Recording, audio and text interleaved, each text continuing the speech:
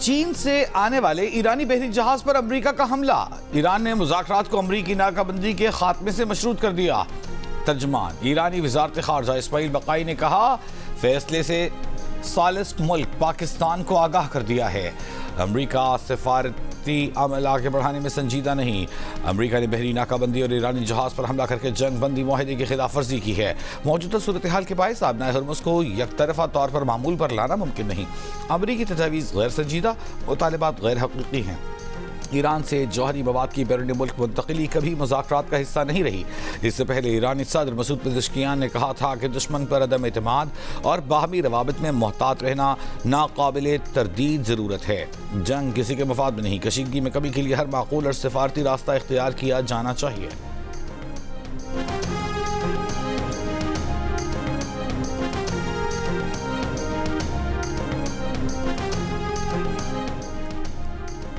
امریکی central command نے ایرانی جہاز پر امریکی حملے اور قبضے کی ویڈیو جاری کر دی۔ سینٹ کام کے مطابق شمالی بحیرہ عرب میں ایرانی پرچم بردار جہاز MV توسکا کو بندر عباس کی طرف جاتے ہوئے وارننگ دی گئی۔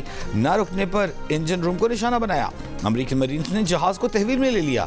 ایرانی افواج نے ایرانی تجارتی جہاز پر فائرنگ کر کے جنگ بندی کی خلاف ورزی کی۔ جلد امریکی فوج کی اس قذاقی کا جواب دیں گے۔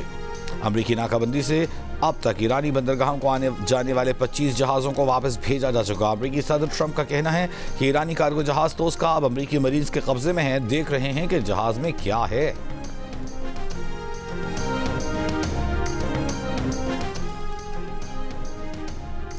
امریکہ کی جانب سے ایرانی کارگو جہاز پر قبضے میں لینے پر چین کا تشویش کا اظہار۔ ترجمان چینی وزارت خارجہ نے کہا کہ جہاز کو زبردستی روکے جانے پر تشویش ہے۔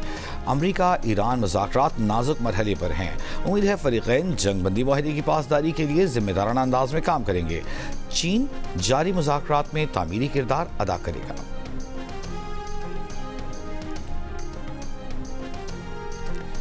ایران امریکہ مذاکرات جلد شروع کرانے کے لیے پاکستان نے سفارتی سرگرمیاں تیز کر دی۔ امریکی نیوز ایجنسی کا دعویٰ، کہا پاکستان نے امریکہ اور ایران کے ساتھ رابطے بڑھا دیے ہیں۔ سفارتی ذرائع کا کہنا ہے کہ اعلیٰ ترین سفارتی رابطوں کے نتیجے میں ایرانی وفد کے مذاکرات کے لیے اسلام آباد آنے کا قوی امکان ہے۔ صدر ٹرمپ آج خلیج فارس کی ناکہ بندی سے متعلق اہم اعلان کر سکتے ہیں۔ گزشتہ روز امریکی صدر نے کہا تھا کہ ان کے نمائندے مذاکرات کے لیے آج شام اسلام آباد میں ہوں گے۔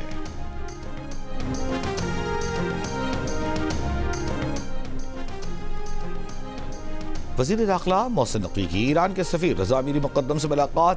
اسلام آباد مذاکرات کے دوسرے مرحلے کے لیے انتظامات پر تبادلہ خیال۔ دونوں رہنماؤں کا کشیدگی میں کمی کے لیے سفارتی اور مذاکراتی چینلز کے ذریعے پائیدار حل کی ضرورت پر زور۔ ایرانی سفیر نے کشیدگی کم کرنے کے لیے پاکستان کے مثبت اور تعمیری کردار کو سراہا۔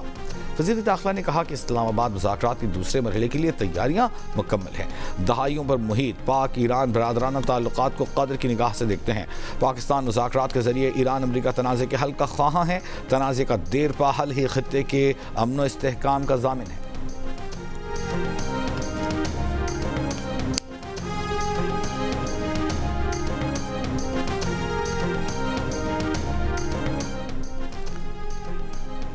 وزیر داخلہ محسن نقوی کی امریکی ناظم الامور نیٹلی بیکر سے بھی ملاقات۔ محسن نقوی نے اسلام آباد مذاکرات کے دوسرے دور کے لیے سیکیورٹی انتظامات سے متعلق آگاہ کیا۔ کہا تمام خاص مہمانوں کے لیے سیکیورٹی کے خصوصی انتظامات کیے ہیں۔ مذاکرات کے دوسرے راؤنڈ کی کامیابی کے لیے دعا گو ہیں۔ نیٹلی بیکر نے خطے میں کشیدگی کم کرنے کے لیے پاکستان کے مخلصانہ کردار کو سراہا۔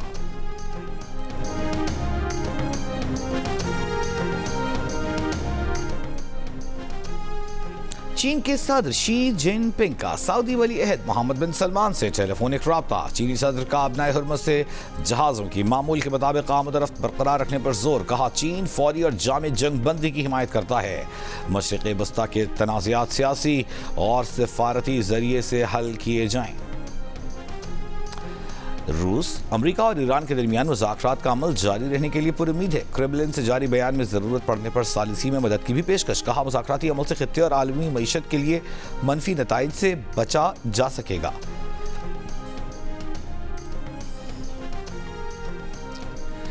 نائب وزیر اعظم اسحاق ڈار کا آسٹریلوی وزیر خارجہ پینی وونگ سے ٹیلی فون پر رابطہ۔ آسٹریلوی وزیر خارجہ نے ایران اور امریکہ کے درمیان مکالمے میں پاکستان کے کردار کو سراہا۔ ترجمان دفتر خارجہ کے مطابق اسحاق ڈار کا خطے میں مکالمے اور مثبت روابط کے فروغ کے لیے پاکستان کے عزم کا اعادہ۔ دونوں رہنماؤں کا عالمی معیشت پر اثرات، خصوصاً ترقی پذیر ممالک کے لیے اثرات پر تشویش کا اظہار، تنازعات کے پرامن حل اور سفارتی راستہ اپنانے پر زور۔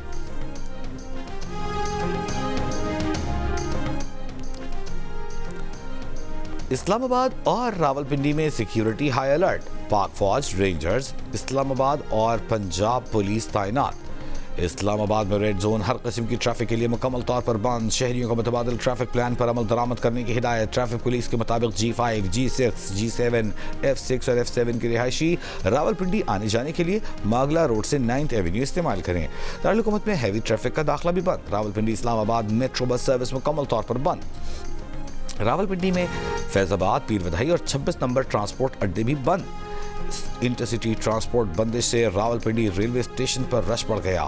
اسلام آباد کے سرکاری دفاتر کے ملازمین کا آج ورک فرام ہوم۔ فیض آباد ٹریفک پولیس ہیڈ کوارٹر اور دیگر پولیس خدمت مراکز میں بھی سرگرمیاں معطل۔ سرکاری اور نجی یونیورسٹیز میں کلاسز آن لائن کر دی گئی۔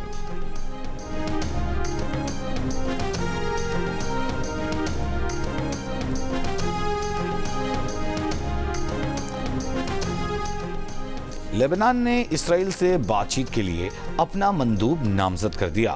لیبنانی صدر کا کہنا ہے کہ سابق سفیر سائمن کھرم اسرائیل کے ساتھ بات چیت کی قیادت کریں گے۔ سائمن امریکہ میں لیبنان کے سفیر رہ چکے۔ دوسری جانب اسرائیل کی لیبنان میں جنگ بندی کی خلاف ورزیاں جاری۔ جنوبی لیبنان میں کفر کلا پر بمباری، راکٹ لانچر کو نشانہ بنانے کا دعویٰ۔ جنوبی قصبے بنت جبیل میں گھروں کو مسمار کر دیا۔ اسرائیلی فوج کی لیبنانی شہریوں کو دریائے لتانی کے قریب علاقوں میں واپس نہ آنے کی بھی وارننگ۔ حزب اللہ کا جنوبی لیبنان میں اسرائیلی فوج پر حملہ، کہا گزشتہ روز طیبہ سے دیر سریان کی جانب جانے والے 8 اسرائیلی بختر بند گاڑیوں کے قافلے کو نشانہ بنایا گیا، جس کے نتیجے میں 4 ٹینک تباہ ہوئے۔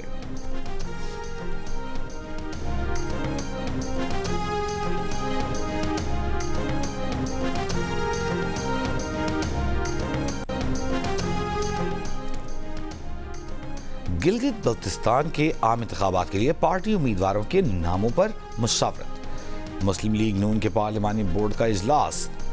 مسلم لیگ نون کے صدر نواز شریف کی زیر صدارت اجلاس میں وزیر اعظم شہباز شریف، وزیر اعلیٰ پنجاب مریم نواز اور حمزہ شہباز سمیت پارٹی کے پارلیمانی رہنما شریک۔ پنجاب ہاؤس پہنچنے پر وزیر اعظم شہباز شریف نے نواز شریف کا استقبال کیا۔ الیکشن کمیشن نے گلگت بلتستان میں 7 جون کو عام انتخابات کرانے کا اعلان کر رکھا ہے۔ وزیر اعلیٰ سندھ مراد علی شاہ کا گندم فروخت کی حد ختم کرنے کا فیصلہ۔ گندم خریداری مہم تیز کرنے اور آبادکاروں کو فوری ادائیگیاں یقینی بنانے کی ہدایت۔ گندم خریداری کے جائز اجلاس میں وزیر اعلیٰ سندھ نے کہا کہ فی ایکڑ 5 بوری کی شرط ختم کرنے سے ہاریوں کو بڑا ریلیف ملے گا۔ وزیر خوراک محبوب الزمان نے وزیر اعلیٰ سندھ کو بتایا کہ گندم خریداری مہم 1 اپریل سے شروع کر دی گئی ہے۔ ہدف 10 لاکھ میٹرک ٹن گندم حاصل کرنا ہے۔ اور پیمز اسپتال اسلام آباد کے HIV سینٹر میں مریضوں کی تعداد میں اضافہ۔ HIV سینٹر پیمز کی دستاویز کے مطابق گزشتہ ماہ سب سے زیادہ 36 جبکہ جنوری میں 34 کیس رپورٹ ہوئے۔ رواں ماہ 20 روز میں 11 نئے کیس رپورٹ۔ مریضوں کی تعداد خواتین سے زیادہ، ٹرانسجینڈر کیسز بھی رپورٹ۔ وفاقی وزارت صحت کی HIV کیسز میں اضافے کی خبروں کی تردید۔ وضاحتی بیان میں کہا کہ رپورٹس میں 15 ماہ کے HIV کیسز کو ایک ساتھ جوڑ کر سنسنی پھیلائی گئی۔ اسلام آباد میں HIV کی صورتحال مکمل طور پر کنٹرول میں ہے۔